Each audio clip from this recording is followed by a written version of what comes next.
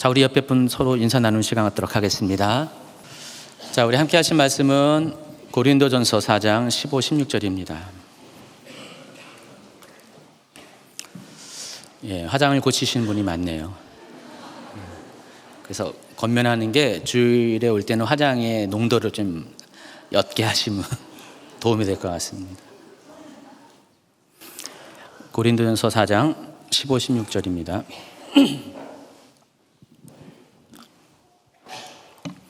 자, 오늘은 이제 노기현 집사님이 성경 많지는 않지만은 낭송해 줄 겁니다. 자, 이거 같이 읽습니다.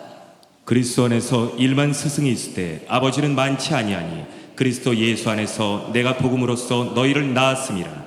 그러므로 내가 너희에게 권하노니 너희는 나를 본받는 자가 되라. 자, 어느 분이 인터넷에 아주 오늘 본문과 말씀과 관련한 귀한 글을 올려주셨어요. 그래서 스승과 아비의 차이점을 잘 설명해 주셨는데 제가 읽으면서 많이 동의가 되고 또 공감이 되었습니다. 설교에 앞서서 여러분에게 그 스승과 아비의 차이점에 대해서 다른 분이 올린 것인데 한번 소개해 드리겠습니다. 이것도 한번 읽어주세요. 스승은 말로 가르칩니다. 그러나 아비는 삶으로 가르칩니다. 스승은 길에 서서 방향을 제시합니다. 그러나 아벨은 그 길을 함께 걸어갑니다. 스승은 내게 맡겨졌다라고 말하지만 아벨은 내가 낳았다고 말합니다. 스승은 케이스 경우를 말하지만 아벨은 모델, 직접적인 본을 말합니다. 그래서 스승은 저 사람을 닮으라고 말하지만 아벨은 나를 닮으라고 말합니다. 스승은 논리로 가르칩니다. 그러나 아벨은 능력으로 가르칩니다. 스승은 책임감으로 가르치지만 아벨은 사랑으로 가르칩니다. 스승은 지식을 부어줌으로 가르치지만 아벨은 자신을 부어줌으로 가르칩니다.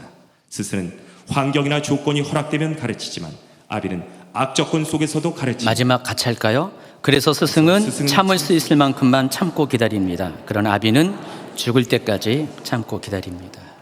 여러분도 공감되시나요? 저는 100% 공감됩니다.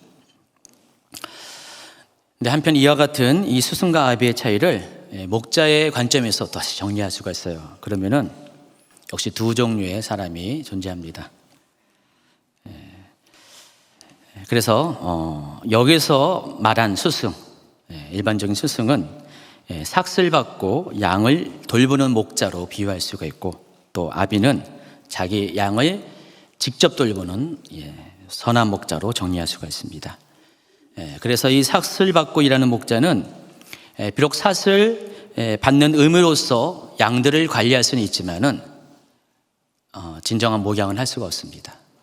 그러니까 매니지먼트는 가능하지만은 케어가 쉽지가 않다는 것입니다.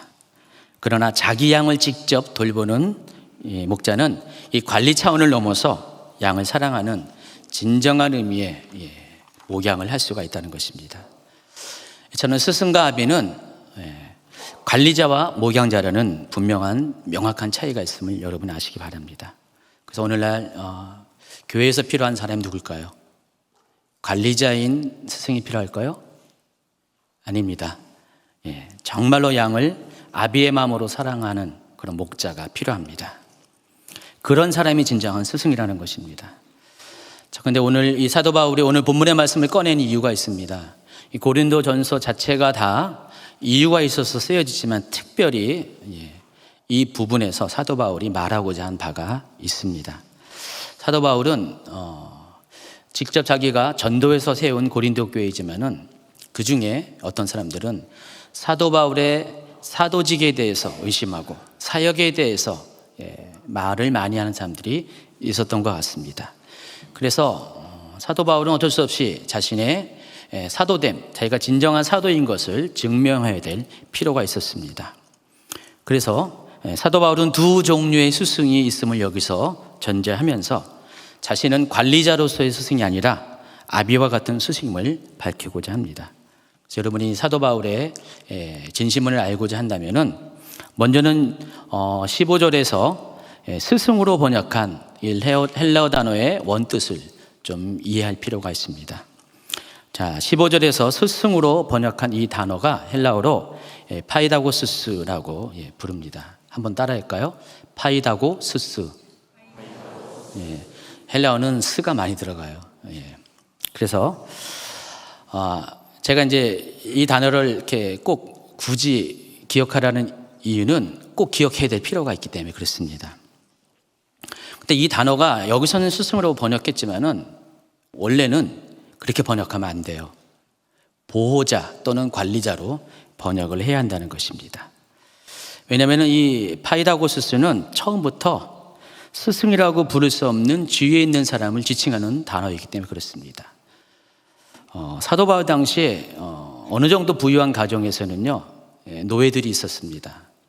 그런데 그 노예들 중에서는요, 주인의 어린 자녀들이 학교를 오갈 때마다 그들에게 길을 안내하고 또 잘못된 일이 없도록 보호하고 또 때로는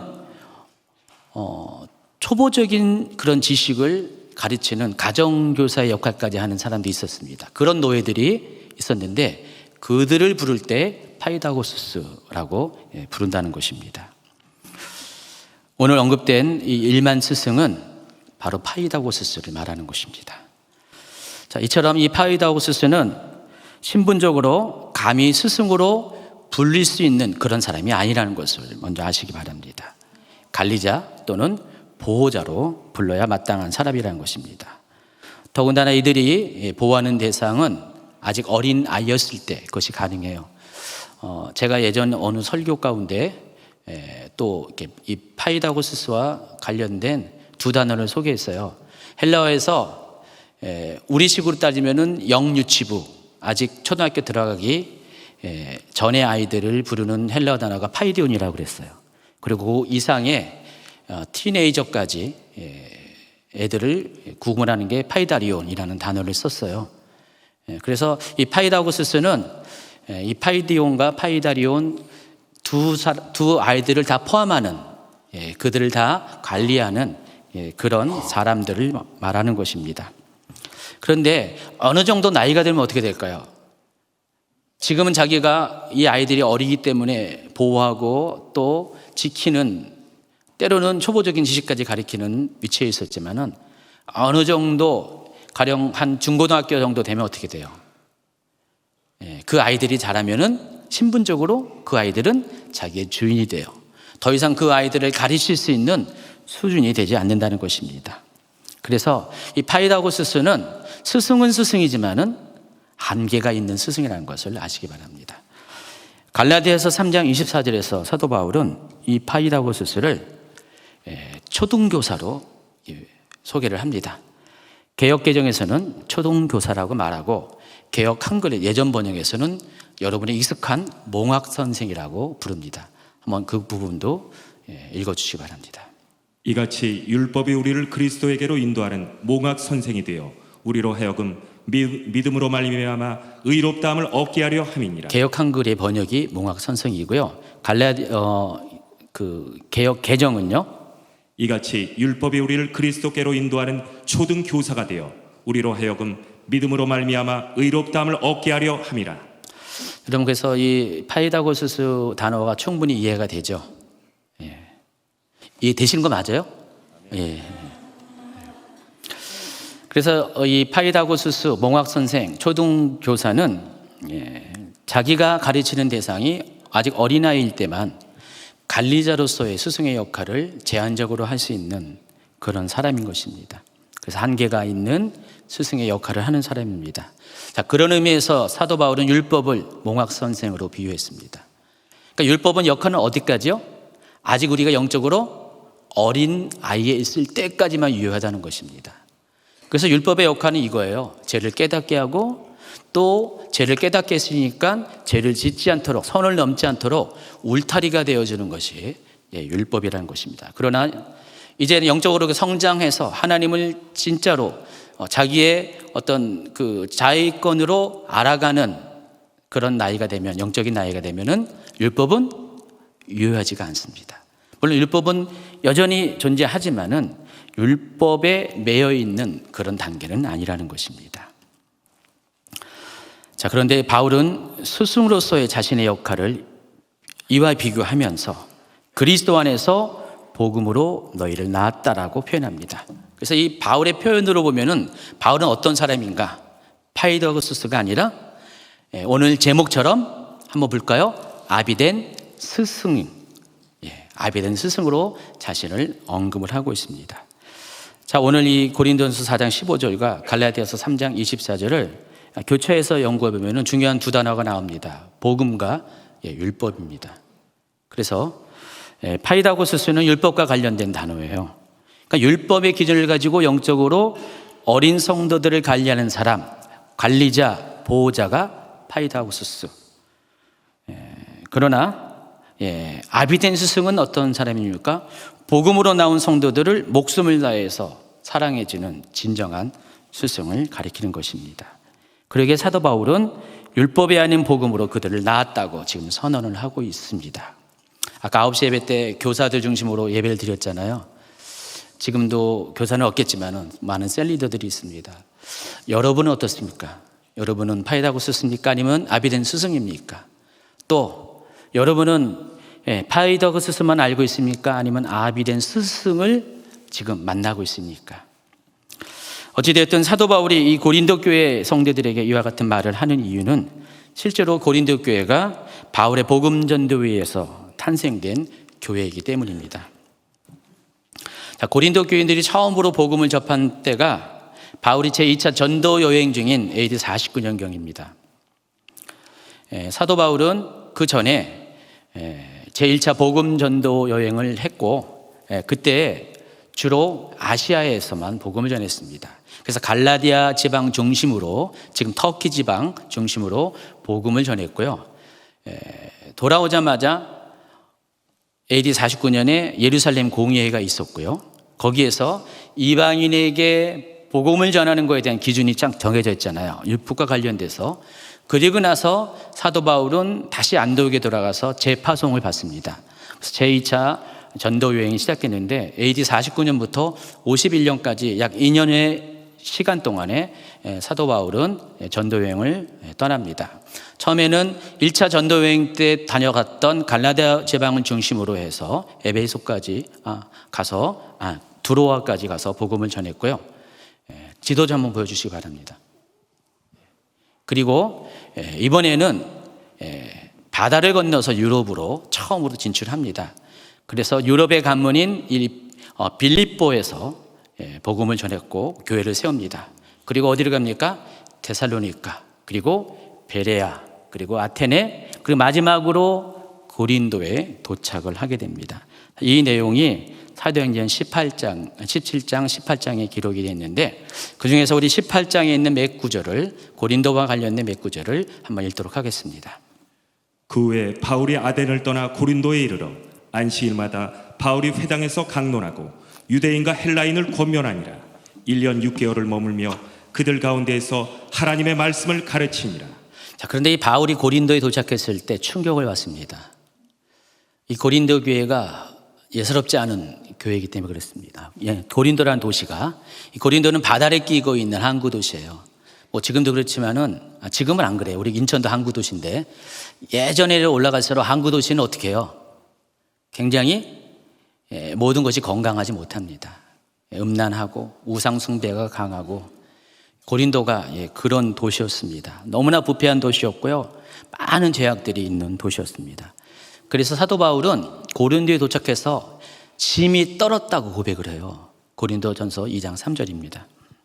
내가 너희 가운데 거할 때 약하고 두려워하고 심히 떨었노라. 강심장인 사도 바울인데도 불구하고 고린도 교회의 그런 도시적인 그런 부패함과 영적 기운 때문에 굉장히 두려움에 빠졌다고 했습니다.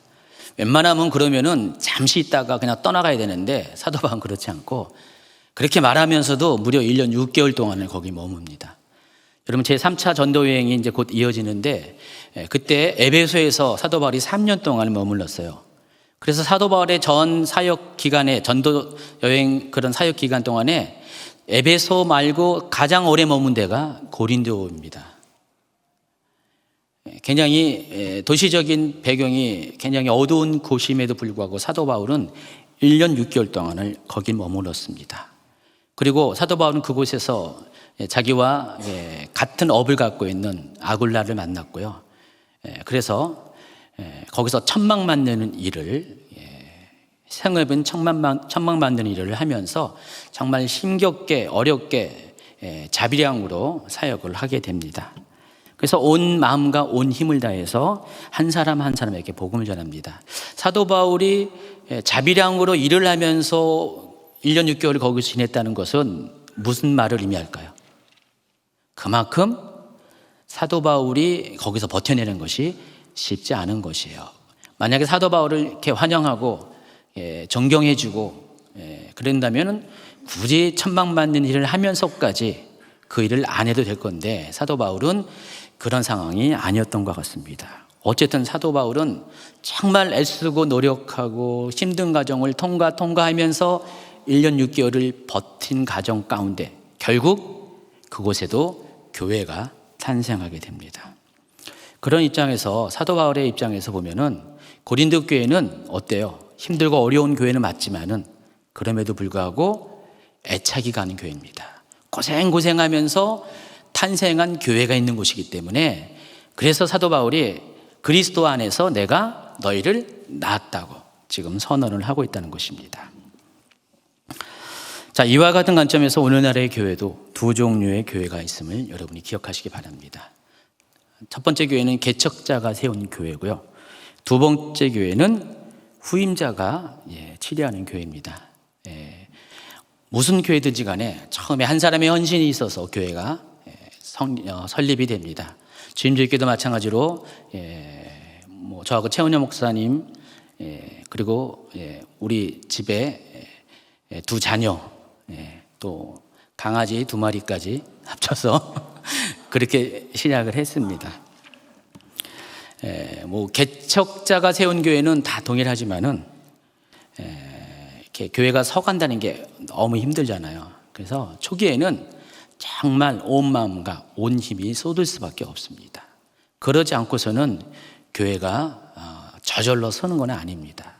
물론 하나님의 은혜로 이렇게 교회가 성장하지만은, 그러나 거기에도 분명 하나님의 종들의 애씀과 수고가 있었다는 것입니다.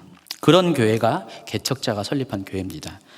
이와 반면에 누군가에 의해 이미 설립되었고 설립자에 이어서 새로운 후임자가 목회자로 부임하는 그런 교회도 있죠. 그런데 이 교회가 아무래도 차이가 있는 것이 사실이에요. 그러니까 개척자가 세운 교회는 영적인 출산의 그 고통과 수고를 통해서 나온 교회이기 때문에 어때요? 개척자의 그 마음이 굉장히 심겨진 교회라는 것입니다. 그래서 교회를 사랑하는 것이 남달라요. 성도를 사랑하는 것이 마치 부모가 10달 고생해서, 아빠도 같이 고생한 겁니다. 엄마만 고생한 게 아니라 같이 고생해서 아이를 출산할 때 자기 아이를 바라보는 시선과 자기가 낳지 않는 아이를 바라보는 시선이 다른 것처럼, 정말 수고해서 출산한 교회이기 때문에 그 성도를 바라보는 시선과 대하는 태도가 아무래도 다를 수밖에 없다는 것입니다. 그래서 교회와 성도에 대한 애착이 무척 강합니다. 때론 부작용도 있어요. 워낙에 그렇게 강하다 보니까 좀 시간이 지나고 대부분 또 이렇게 개척자의 은혜가 떨어지게 되면 소유권을 많이 주장하는 그런 부작용도 생기기도 합니다. 그러나 보편적으로 자신이 개척한 교회를 대하는 이 마음가짐이 다른 분과 특별히 다르다는 것을 여러분은 충분히 이해할 수가 있습니다. 자, 후임자가 목회하는 교회는 어떨까요? 물론 똑같이 양육에 힘듦은 있어요. 그렇지만은 후임자에게는 뭐가 빠져 있죠? 출산의 고통이 빠져 있기 때문에 어떤 일이 생겼을 때 반응하는 태도가 다를 수가 있다는 것입니다. 그래서 어렵고 힘든 상황이 되실 때 개척자는 어떻게 하든 교회와 성도를 지키려고 합니다. 자기 일을 다 희생하면서까지, 모든 것을 내어주면서까지 교회를 또 성도를 지키려고 합니다. 그러나 후임자는 어느 정도까지 그렇게 해요. 아까 얘기했잖아요. 참을 수 있는 만큼만 한다고 했잖아요. 그렇지만은 어떤 상황이 되면은 교회보다 성도보다 자기를 지키려고 하는 결정을 할 수가 있다는 것입니다. 물론 모든 교회, 모든 목회자가 똑같은 건 아니에요. 그렇지 않은 분들도 있어요. 그러나 일반적으로 개척자가 세운 교회와 후임자가 이렇게 인도하는 교회는 이렇게 처음부터 시작부터 마음가짐의 차이가 있다는 것들은 부인할 수 없는 사실이라는 것입니다. 그래서 오늘 본문 말씀 바로 직전에는 고린도 교회를 향한 사도 바울의 심정이 다음과 같이 기록되어 있습니다. 내 생각에는 하나님께서 우리 사도들을 마치 사형 선고를 받은 사람처럼 맹꼴찌로 내놓은 것 같습니다. 그래서 우리는 세상과 천사들과 사람들에게 구경거리가 되었습니다. 우리는 그리스도를 위하여 어리석은 사람이 되었습니다만 여러분은 그리스도 안에서 지혜로운 사람이 되었습니다. 우리는 약하지만 여러분은 강합니다. 여러분은 존경을 받으나 우리는 멸시를 받습니다. 지금 이 순간까지 우리는 굶주리고 목마르고 헐벗고 매맞고 집 없이 떠돌아다니면서 우리의 손으로 힘써서 일하였습니다.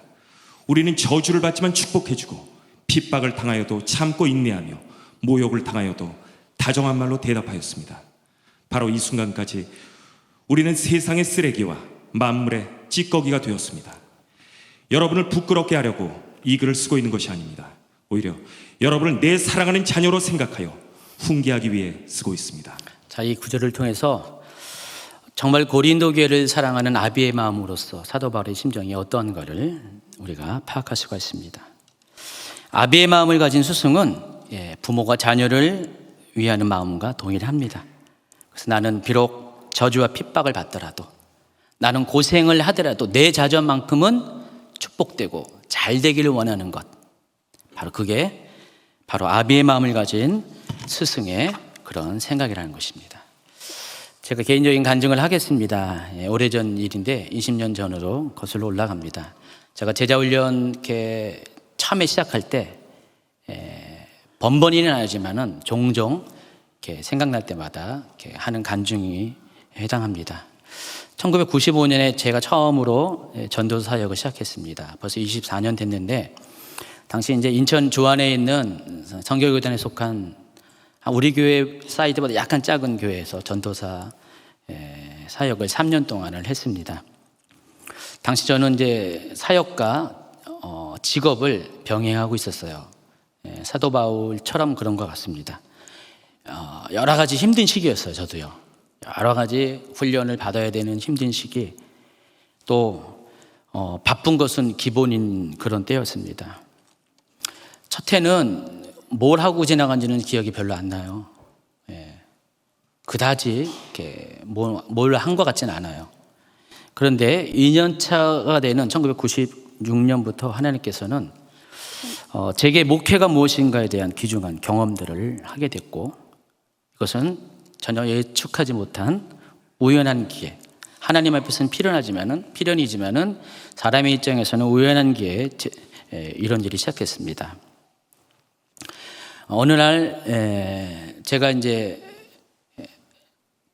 돌보는 그 청년 자매 중에 한 명이 전도사님 혹시 저 제자 훈련 시켜주시면 안 될까요? 막 그렇게 질문을 하는 거예요. 제자 훈련? 그랬는데 전도사잖아요. 어떻게 노라고 말할 수가 있습니까? 그래서 그래 할게 하면서 우연찮게 제자 훈련이 시작됐습니다. 자, 그런데 하나님께서는 이 일을 위해서 미리 예비해 놓은 게 있었어요. 제가 신학교를 야간을 다녔어요. 주경야독하는 시절이었는데 제가 있었던 그 학교에서 제자훈련 그룹이 굉장히 활성화됐었어요. 몇 년 전에 우리 이렇게 교회에 큐티 세미나 해주신 안건현 목사님이 그 모든 리더십을 갖고 있었는데, 그래서 무려 300명이나 되는 제자훈련 그룹이, 전교생이 1200명이 있는데 300명이 된 제자훈련 그룹이 아주 그냥 활성화돼서 마치 부흥처럼 그 학교 안에 일어났습니다.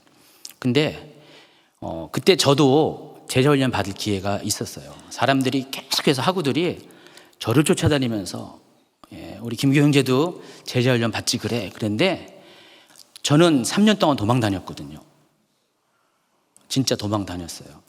물론 제가 이제 주경야독하는 상황이라서 바쁘기 때문에 그랬고, 근데 별로 받으려고 하는 생각이 없었어요. 그러다가 4학년 졸업반이 되었는데 제가 때마침 그때 제 친구 전도사님을, 친구 지금 목사님이죠. 그 목사님을 그때 이제 저랑 동갑입니다. 그 동갑인 그 친구를 제가 섬겼던 교회에 그 청년 담당 사역자로 저희 담임 목사님한테 천거를 했어요. 그래서 왔습니다. 그래서 1년 동안 1994년 1년 동안 신학교 4학년인데 그 교회 청년 담당 전도사가 됐습니다.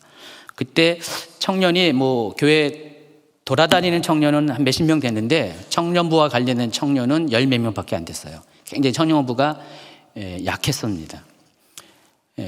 그런데 제가 보기에 그 목사님, 그때 전도사님이 별로 한 게 없는 것 같아요. 크게 뭐 이렇게 성년부가 바뀌거나 뭐 어떤 열매가 있는 것 같지 않습니다. 하나님이 왜 보내신지는 그때는 몰랐어요. 그런데 그때 당시 교회가 이렇게 오전 예배 드리고 저녁 예배 드릴 때 있습니다. 오후 시간이 비어 있었습니다. 저희는 이미 결혼을 해서 가정을 꾸미고 있었고요. 근데 그 친구 전도사님이 그때 낮 시간 동안에 갈 데가 없어가지고 기도실 내려가면은 혼자서 그냥 이렇게 시원한 데서 좀 앉아 있다가 성경 보고 있다가 막 그렇게 이렇게 무료한 시간을 보내고 있었어요. 그때 최은영 목사님이 여기 계신 최은영 목사님이 그 친구 전도사님한테 전도사님 저희 가정에 오셔서 제자 훈련을 해주시면 안 될까요? 요청을 한 거예요. 그래서 최은영 목사님 때문에 저의 집을 빌려준 겁니다. 오후 시간에. 그래서 주인인 제가 호주인 제가 도망갈 수가 없어서 그것도 친구한테 제자 훈련을 받게 되었습니다. 1년 동안 주일 오후마다. 솔직히 그때는 그다지 은혜가 없었고요. 저는 이제 지식적인 것들이 먼저 반응하다 보니까 어쨌든 메모는 엄청 잘했던 것 같아요. 잘 받아줬고 지금 제자훈련 교재가 그래서 탄생한 겁니다. 20년 동안 계속 업데이트한 거죠. 그래서 그때 훈련을 받았는데 바로 그 제자훈련을 시켜달라는 거예요. 그 자매가 이제 앞에 전임 전도사님이 있을 때 초반부에 몇 번 받고 좋았는데 전도사님이 1년 만에 탁 떠나가 버리니까 아쉬웠나 봐요. 그래서 저보고 해달라는 거예요. 또 제가 그렇게 했다는 것을 정보를 알고 있었기 때문에 그때부터 시작됐어요. 제자훈련을 시작했는데 저는 양육받을 때는 별로 은혜가 전혀 없다는 건 아닌데 많이 있는 건 아니었는데 양육자로 서게 되면서부터 하나님이 정말 은혜를 주시는 거예요.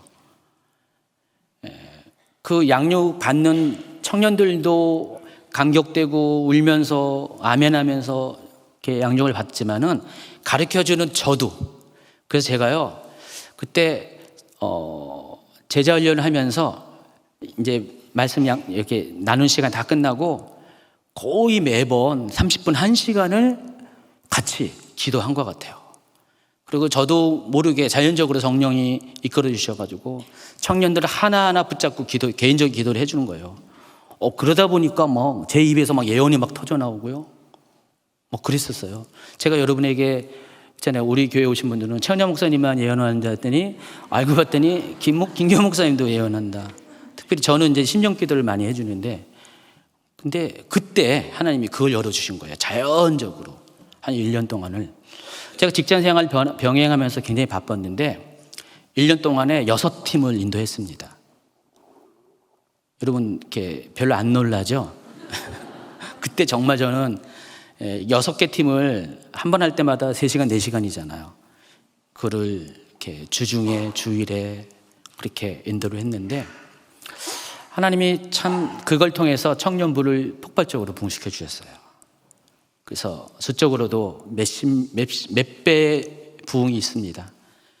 그리고 더 놀라운 것은 청년들 하나하나의 영혼들이 정말 보석과 같이 변하는 겁니다. 그걸 보면서 저도 너무너무 변했고요. 그래서 제가 그 첫 번째 사역 가운데 하나님이 제자 훈련을 통해서 보여주신 그 감격을 평생을 잊지 못하는 거예요. 그래서 그 이후로 여러 가지 그런 시행착오가 있었지만은 그것만큼은 계속 놓치지 않고 지금까지 오게 된 거예요. 근데 제가 그 기간 동안에 많은 대가를 치러야 됐어요.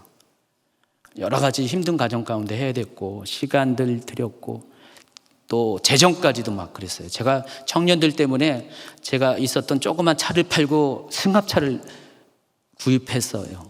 왜냐하면 금요일마다 10시 반 정도에 전체적인 금요 기도가 끝나면은 청년들 데리고 또 새벽까지 제가 또 1시, 2시까지 기도를 했고, 걔들 데려다 주려고 차까지 구입해서 갔다 오면은 아침 동터요. 네. 그렇게 1년을 살았던 것 같아요.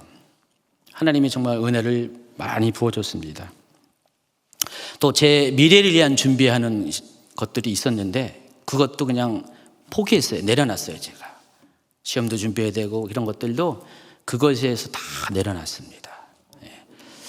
어떻게 보면 그때 내 걸 챙겼으면은 제 진로가 더 수월할 수가 있어요. 편한 길로 갈 수가 있는데, 근데 그러지 않았고, 그런데 감사한 것은 그때 제가 그러지 않았으면은 오늘날 이렇게 목회를 할 수 있을까? 그때 당시에 그렇게 뜨겁지 않고 이성적이고 합리적인 그런 사고방식의 제 어떤 스타일이 절대로 변하지 않았을 것 같아요. 그래서 너무너무 감사해요. 그 기간이. 너무 감사하기 때문에. 그래서 이제 제가 이런 경험을 통해서 이 아비된 스승의 마음이 뭔지를 조금은, 물론 사도 바울 정도까지는 몰라도 그래도 그리스도 안에서 복음으로 내가 너를 낳았다는 말이 무엇인지는 아주 조금은 알 수가 있다는 것입니다. 9년 전에 주님들교회를 개척하고 개척 초기에 어려운 시간들을 통과했고요. 또 날마다 새로 겪어야 되는 힘든 시간들이 있었는데, 근데 아마도 그때의 그 기억들이, 경험들이 힘든 시기를 잘 통과하게 하면서도 끝까지 아비의 마음을 포기하지 않게 하는 원동력이 되었던 것 같습니다. 자, 성경에는 이와 같이 아비된 스승과 또 그의 아들된 제자를 대표하는 아주 귀한 샘플이 있습니다. 바로 바울과 디모데의 관계입니다. 이들의 관계는 이 바울이 디모데에게 보낸 첫 번째 편지인 이 디모데전서를 쓰기 전인 약 14년 전으로 거슬러 올라갑니다. 이 디모데전서는 바울이 로마에 처음으로 갇혔을 때, 1차 연금 상태에 있을 때 AD 63년에서 65년 그 사이에 기록된 건데, 그 전에 14년 전으로 거슬러 올라간다는 것입니다. 그러니까 AD 49년부터 있었던 제2차 전도 여행 때 사도 바울은 소아시아 남부 갈라다 지방에서 그 중에서 루스드라는 곳에서 디모데를 처음으로 만나게 됩니다. 바울이 더베아 루스드라에도 이르매 거기 디모데라는 제자가 있으니 그 모친은 믿는 유대 여자요 부친은 헬라인이라. 디모데는 루스드라 이고니온에 있는 형제들에게 칭찬받는 자니 바울이 그를 데리고 떠나고자 할새 그 지경에 있는 유대인들을 인하여 그를 데려다가 할례를 행하니 이는 그 사람들이 그의 부친은 헬라인 줄 다 알미로라. 바울이 디모데를 처음 만났을 때 디모데는 20대의 나이였어요. 특이하게도 디모데는 아버지는 헬라인이었고 어머니는 유대인이었어요. 근데 아버지의 영향을 받는 것이 아니라 어머니와 외가 쪽의 영향을 받아서 유대인식 교육을 받았습니다. 또 그는 복음을 받아들인 사람이었습니다. 그래서 많은 사람들이 아마 디모데에 대해서 좋은 이야기를 한 것 같고요. 사도 바울도 그런 디모데를 주목했더니 너무나 귀한 청년인 것 같아요. 그래서 원래는 디모데를 데려갈 수가 없어요. 왜냐하면 디모데가 법적으로는 이방인이잖아요. 그러니까 사도 바울의 사역에 걸림돌이 돼요. 그래서 여기 보니까 디모데를 데려다가 할례를 행하게 합니다. 그래서 유대인으로 신분적으로 바꿔주죠. 원래 사도 바울은 갈라디아서 보면 할례에 대해서 이방인이 할례를 받는 것에 대해서 부정적으로 얘기했는데 여기서는 어떻게 해요? 디모데를 위해서 할례를 자발적으로 하게 한다는 것입니다. 그래서 그때부터 자신의 전도 여행의 동역자로 선택하게 됩니다. 물론 바울에게는 디모데 말고도 충성스러운 동역자들이 많이 있었습니다. 먼저 바울의 동역자로 유명한 사람이 바나바입니다. 이 바나바는 어떤 사람이죠? 바울이 회심해서 그때 당시 크리스찬들이 바울이 회심한 걸 안 믿었잖아요. 그때 그를 변호해서 교회 공동체에 그를 소개한 사람이 바나바고요. 그리고 사도 바울이 이제는 고향을 다소를 중심으로 해서 훈련받는 시간을 거친 다음에 그를 안디옥으로 데려와서 본격적으로 목회자로서 데뷔시킨 사람이 바나바입니다. 그리고 또 제1차 전도 여행 때 바울과 동행한 사람도 바나바입니다. 그리고 제2차 전도 여행 가운데 오늘 이제 디모데도 만났지만은 처음부터 함께한 사람이 실라였고요. 또 의사 누가, 그리고 고린도에서 만나서 또 동역자가 된 아굴라와 그의 아내 브리스길라가 있습니다. 이외에도 바울의 동역자가 굉장히 많이 있습니다. 마가, 디도, 아볼로, 에바브라디도, 두기고, 빌레몬, 아리스타고, 더디오. 여기 언급되지 않은 또 많은 동역자들이 있습니다. 자, 그런데 그 많은 훌륭한 동역자가 있지만은 디모데는 그들과는 좀 달랐어요. 왜냐? 바울은 디모데를 동역자인과 동시에 아들과 같이 여겼기 때문에 그렇습니다. 그래서 디모데 전서 1장 2절에서 바울은 디모데에게 다음과 같이 편지합니다. 믿음 안에서 참 아들된 디모데에게 편지하노니 하나님 아버지와 그리스도 예수 우리 주께로부터 은혜와 긍휼과 평강이 내게 있을지어다. 단지 여기뿐만 아니라 바울은 디모데에게 쓴 디모데 전서와 후서에 보면은 4번에 걸쳐서 디모데를 가리켜서 아들로 표현을 합니다. 계속 연이어서 읽어주세요. 아들 디모데야, 내가 내게 이 교훈으로서 명하노니 전에 너를 지도한 예언을 따라 그것으로 선한 싸움을 싸우며 사랑하는 아들 디모데에게 편지하노니 하나님 아버지와 그리스도 예수 우리 주께로부터 은혜와 긍휼과 평강이 내게 있을지어다. 내 아들아, 그러므로 너는 그리스도 예수 안에서 은혜 가운데서 강하고. 자, 그렇지만 이 바울과 디모데는요 혈연적으로 아무런 관계가 없어요. 그렇죠? 소개한 바대로. 물론 이때 당시 바울의 나이가 대략 50대 초중반에 해당할 겁니다. 디모데의 나이는 20대 초중반일 거고요. 나이로 보면은 아버지와 아들의 그런 연배차가 납니다. 아직 결혼하지 않은 이 바울의 입장에서 정말 똘똘하고 깨끗한 청년인 디모데를 자기 양아들로 아마 세우고 싶을 정도로 아마 바울은 디모데에 대해서 마음이 많이 갔을 것입니다. 그렇지만 바울이 디모데를 그것 때문에 아끼고 사랑한 것이 아닙니다. 바울에게 있어서 디모데가 중요한 이유가 있습니다. 디모데는 다른 동역자와는 달리 바울의 모든 영적 유산을 받아서 계승해 갈 수 있는 그런 존재이기 때문에 그렇습니다. 바울이 디모데를 괜히 아들라고 말한 게 아니라 바울 안에 있는 모든 영적인 유산들을 전승받을 수 있도록 준비된 사람이기 때문에 디모데가 이렇게서 내 아들아 이렇게 말한 것입니다. 그래서 이 디모데에게는요 겸손함이 있었고요, 순종이 있었고요, 또 하나님 앞에서 정결하고 깨끗한 마음, 또 바울이 원했던 영혼에 대한 궁일한 마음들이 비록 아직 나이가 어려서 부족하지만은 그러나 그 자질들이 갖춰져 있었다는 것입니다.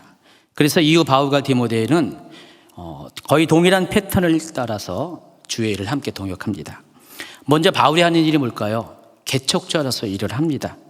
그래서 사도로서 도시를 방문하고 사람들에게 복음을 전하고 그 결과 교회들이 세워집니다. 한마디로 사도 바울은 오중직임의 범위 안에서 사도와 복음 전도자의 사역을 감당했습니다. 그러면 그 뒤를 이어서 디모데가 바울이 세운 기초 위에서 교회를 돌보고 다지는 역할을 합니다. 역시 오중직임의 관점에서는 목사와 교사의 역할을 했다는 것입니다. 그래서 바울은 늘 언제나, 항상은 아니지만은 거의 대부분 먼저 복음을 전한 다음에 디모데를 남겨놓거나 아니면 디모데가 가야 될 곳을 향해 디모데를 파송하는 그런 패턴으로 동역의 관계를 유지했습니다. 자, 디모데전서는 사도 바울이 로마 감옥의 연금 상태로 처음으로 있었을 때 자신의 뒤를 이어서 에베소 교회를 목회하고 있는 디모데에게 쓴 첫 번째 편지예요. 그래서 그때 디모데가 나이가 어린 것으로 인해서 굉장히 힘든 그런 상황들이 많이 있었습니다. 또 개인적인 그런 연약함 때문에 어려운 상황이 있었는데 바울은 그런 디모데에게 첫째는 목회자로서, 또 영적인 아비로서, 그리고 진짜 육체적으로 아비된 그런 마음을 가지고 하나하나 자세하게 그런 디모데가 어떻게 될 바를 가르쳐 줍니다. 그래서 디모데 전서를 가르쳐서 목회 서신이라고 부릅니다. 이처럼 바울에게는 디모데는 제자인과 동시에 또 아들과 같은 동역자였습니다. 자, 오늘 본문 말씀은 이와 같은 관점에서 고린도 교회에 대한 바울의 심정이 담긴 고백입니다. 그래서 바울은 영적 아들 디모데를 대하듯 고린도 교회 또한 그와 같은 영적 유산을 전수할 교회임을 밝힙니다. 여러분, 상식적으로 고린도 교회는 문제가 많은 교회입니다. 보통 많은 교회가 아니라 엄청 많은 교회입니다. 그래서 바울의 서신들, 교회에게 쓴 서신들을 보면은 대부분 어떤 구원론과 같은 그런 교리적인 부분을 먼저 이야기하고 나서, 그리고 나서는 그냥 교인으로서의 일반적인 삶에 대한 조언들을 많이 합니다. 그런데 고린도 교회는 안 그래요. 처음부터 거기 있는 4개의 파에 대한 문제를 지적하고, 고린도 전서가 바울 서신 중에서 굉장히 길거든요. 또 후소도 있잖아요. 다 문제에 대한 실질적인 해결책을 제시하는 그런 내용으로 가득 찼어요. 그만큼 이 고린도 교회는 문제가 많은 교회였습니다. 근데 그 교회가 어떤 교회라고요? 바울이 직접 전도해서 개척한 교회입니다. 그것도 1년 6개월 동안을. 다른 교회는 그러지 않았었어요. 착한 교회들이 많았어요. 빌립보 교회 같은 경우는요, 바울이 거의 칭찬만 많이 합니다. 근데 고린도 교회는 문제투성이었어요. 근데 여러분, 이렇게 한번 생각해 보세요. 똑같이 내가 낳은 자녀라 할지라도 어느 자녀에게 마음이 갑니까? 보는 여러분 잘 따르는 착하고 선정적인 자녀에게 마음이 갑니까? 1차적으로 그럴 수가 있어요. 그런데 궁극적으로 마음이 가는 자녀가 어떤 자녀죠? 사고치는 자녀, 문제 많은 자녀, 어렵게 낳은 자녀. 여러분, 이렇게 여자분들이 애를 낳으면은 그때는 굉장히 힘들어가지고요, 다시는 애 안 낳는다 그러잖아요. 근데 얼마 지나면 또 애를 낳아요. 근데 그 고생이 얼마 안 돼서 그래요. 최냐 목사님처럼 24시간을 이렇게 산통을 겪다가 애를 낳은 분들은 정말 애 안 낳으려고 그러고 저한테 공언을 했거든요. 4년, 5년을 버티다가 하나님이 마음을 바꿔주셔가지고 둘째를 낳았는데 2-3시간 만에 낳습니다. 아주 쉽게 낳습니다. 그러니까 어렵고 힘든 산통을 겪고 난 다음에 출생한 자녀는 애착이 가는 것처럼 사도 바울에게 있어서 고린도 교회가 그렇다는 것입니다. 그래서 내가 너희를 낳았다라고 표현을 하고요. 그러기에 아들이 아버지를 닮듯이 고린도 교회 또한 자신을 본받기를 당당하게 요청합니다. 16절 읽어주세요. 그러므로 내가 너희에게 권하노니 너희는 나를 본받는 자가 되라. 다른 교회에는 이런 소리 안 했습니다. 근데 사도 바울은 고린도 교회에게만 너희는 나를 본받는 자가 되라 그랬습니다. 그렇다면 과연 무엇을 본받기를 원하는지 그것에 대한 힌트가 17절에 있습니다. 이로 말미암아 내가 주 안에서 내 사랑하고 신실한 아들 디모데를 너희에게 보내었으니 그가 너희로 하여금 그리스도 예수 안에서 나의 행사 곧 내가 각처 각 교회에서 가르치는 것을 생각나게 하리라. 자, 우리가 이것을 이해하기위해서는 이미 소개해드린 바와 같이 바울과 디모데의 관계 안에서 좀 이해할 필요가 있습니다. 바울이 고린도 교회 성도들에게 본받기를 원한 것은 영적인 아들인 디모데가 영적인 아비인 바울을 닮으려 했던 것처럼 똑같은 방식으로 고린도 교회도, 왜냐하면 고린도 교회도 바울에게 있어서는 영적인 디모데와 같은 존재였거든요. 그래서 복음 안에서 나온 자녀이기 때문에 디모데가 지금까지 바울과 함께 다니면서 보고 듣고 경험한 바울과 관련된 모든 것들, 여기 서 있잖아요. 그리스도 예수 안에서 나의 행사, 곧 내가 각 처, 각 교회에서 가르치는 것, 이것을 디모데가 다 목격자 되고 경험한 사람이잖아요. 그러니까 디모데가 이것을 너희에게 알게 할 것이다, 이렇게 말하는 것이에요. 바로 그것을 고린도 교회 성도들이 똑같이 알기를 원한다는 것입니다. 다시 말해서 디모데가 바울의 영적 유산들을 전승받은 것처럼 고린도 교회도 그와 같이 바울과 관련된 바울 안에 있는 모든 믿음, 신앙, 삶, 인격, 영적인 체험 모든 것들을 전승받기를 원한다, 이 얘기를 하고 있다는 것입니다. 다른 교회는 이 얘기 안 했어요. 근데 말썽 많고 문제 많은 이 고린도 교회에 내가 너희를 낳았다 하고 너희 나를 본받는 자가 되라고 명령을 한 겁니다. 그래서 사도 바울이 결국 이 이야기를 하면서 말하고자 하는 핵심이 그겁니다. 아비된 스승으로부터 가르침을 받고 인도함을 받고 있는 제자들은 바울이 오직 예수 그리스도를 닮으려 했던 것처럼 그들 또한 누구를 닮아야 돼요?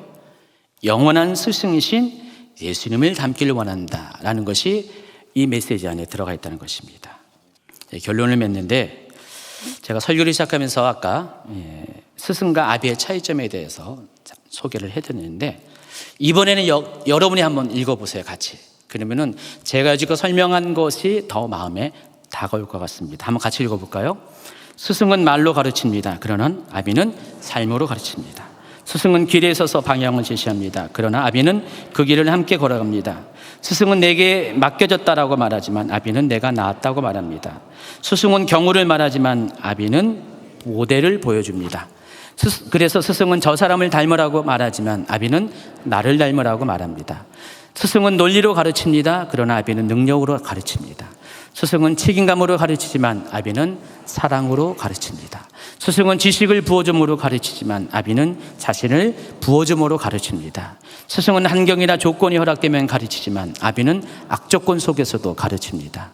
그래서 스승은 참을 수 있을 만큼만 참고 기다립니다. 그러나 아비는 죽을 때까지 참고 기다립니다.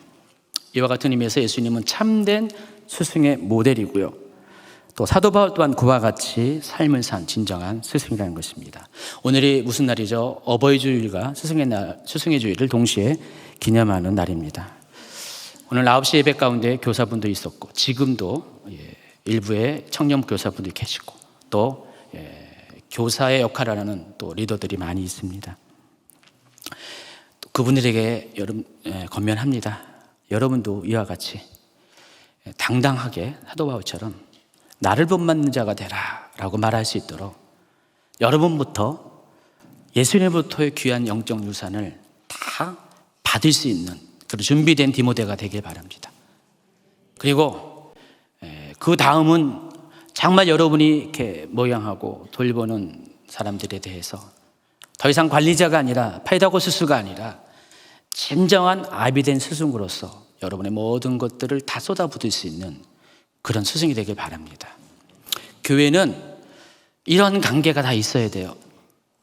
교회가 견고해지는 그런 튼튼한 기초는 이런 영적인 스승과 또 제자의 관계들이 있어야 됩니다.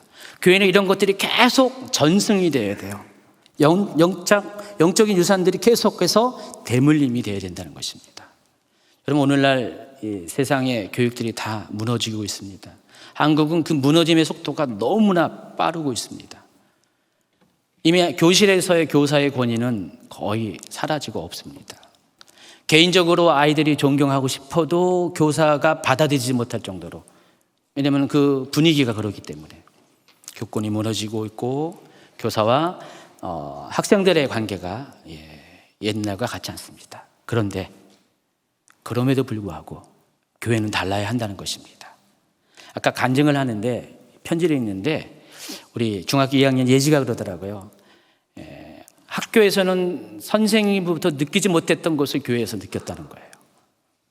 그리고 또 선생님이신 정견희 권사님이 또 편지를 읽는데 학교에서는 굉장히 힘들어하시거든요. 저한테 번번이 고충을 이렇게 토로하시는데 그분이 벌써 꽤 오랫동안 우리 교회에서 교사 역할을 하시는 이유가 나이가 60이 다 되시는데도 그 역할을 하시는 이유가 거기서는 안 되지만 여기서는 영적 유산을 나눌 수 있는 그런 소통의 관계가 되기 때문에 그렇습니다. 교회는 영적 유산을 남겨주고 받는 그런 아주 귀한 관계들이 있어야 하는 것이 교회입니다. 그리고 마땅히 교회는 지금 그렇게 하고 있습니다. 그래서 여러분 스승된 여러분에게 요청합니다. 여러분은 어떤 경우라도 오늘 제목처럼 아비된 스승이 되시기 바랍니다. 날마다 여러분의 영적 자녀를 위해서 그들을 낳는 산고의 고통, 그를 기르는 양육의 수고를 감당하는 스승이 되길 바랍니다. 그럼 여러분을 통해서 수많은 디모데가 자라나게 될 겁니다. 지난 금요일날 최은영 목사님이 수많은 사무엘 얘기했는데 오늘 저는 수많은 디모데를 이야기하고 있습니다. 마지막으로 디모데 후서에 있는 유명한 성경 구절을 소개하고 마치도록 하겠습니다.